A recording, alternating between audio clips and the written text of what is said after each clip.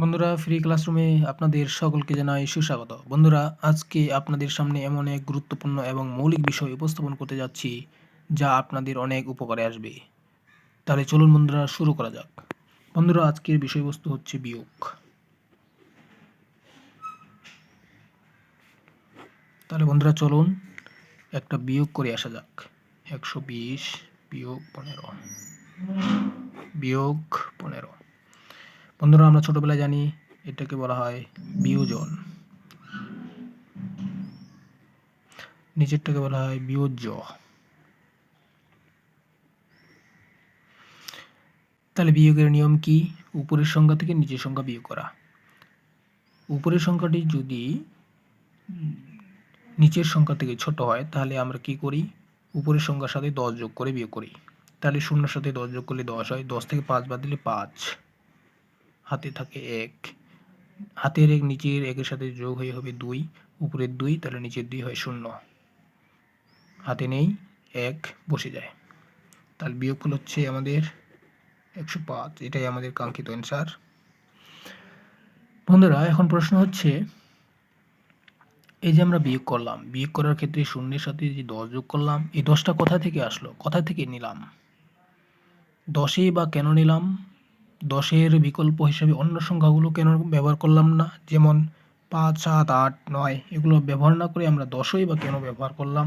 এটাই আমার প্রশ্ন। মনে করুন আপনি একজন প্রাইমারির টিচার ক্যান্ডিডেট। এখন আপনাকে যদি ভাইবা বোর্ডে প্রশ্ন করে যে এই 10টা কেন নিলেন, সেটার উত্তর না দিতে পারলে আপনি কিন্তু একটা খারাপ অ্যান্সার করে আসবেন। তাহলে চলুন আমরা এই বিষয় সম্পর্কে বিস্তারিত ধারণা লাভ করে আসি। বন্ধুরা, এই 10টা কেন নিলাম সেজন্য আপনাদের নাম্বার সিস্টেম বা সংখ্যা পদ্ধতি সম্পর্কে বিস্তারিত ধারণা লাভ করতে হবে। চলুন আমরা নাম্বার সিস্টেম সম্পর্কে আলোচনা করি। নাম্বার সিস্টেম বা সংখ্যা পদ্ধতি। নাম্বার সিস্টেম বা সংখ্যা পদ্ধতি কাকে বলে?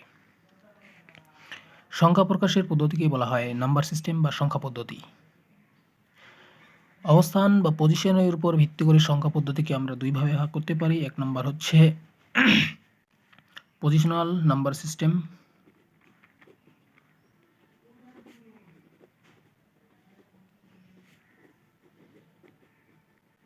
দুই নম্বরে আমরা আসতে পারি নন পজিশনাল।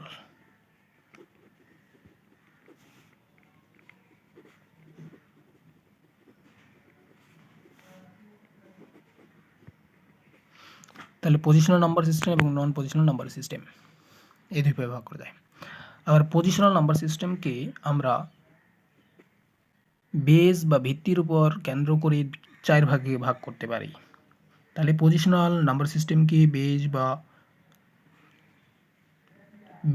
বা ভিত্তির উপর কেন্দ্র করে 4 ভাগে ভাগ করতে পারি। এক নম্বর হচ্ছে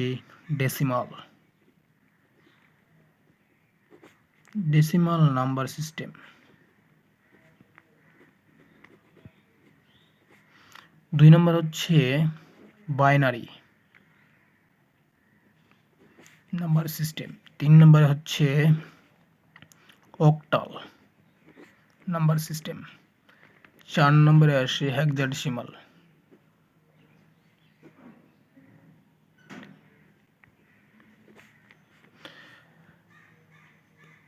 বন্ধুরা, আমরা আজকাল যে হাটি বাজারে, গ্রামে গঞ্জে, দেশে বিদেশে যে সংখ্যা পদ্ধতি ব্যবহার হয় সেটা হচ্ছে আমাদের ডেসিমাল নাম্বার সিস্টেম ব্যবহৃত হয়।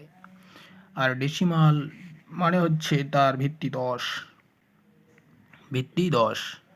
ডেসিমাল সংখ্যা পদ্ধতিতে এর ভিত্তি হচ্ছে 10, অর্থাৎ 0 থেকে 9 পর্যন্ত যে 10টি ডিজিট বা অঙ্ক আমরা ব্যবহার করি,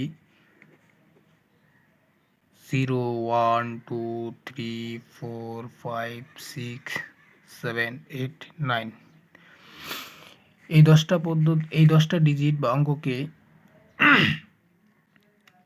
আমরা দশমিক পদ্ধতিতে ব্যবহার করি। আর দশমিক পদ্ধতিতে এই 10টি অঙ্ক ব্যবহার করা হয় বলেই আমরা বিয়োগের ক্ষেত্রে 10 যোগ করি।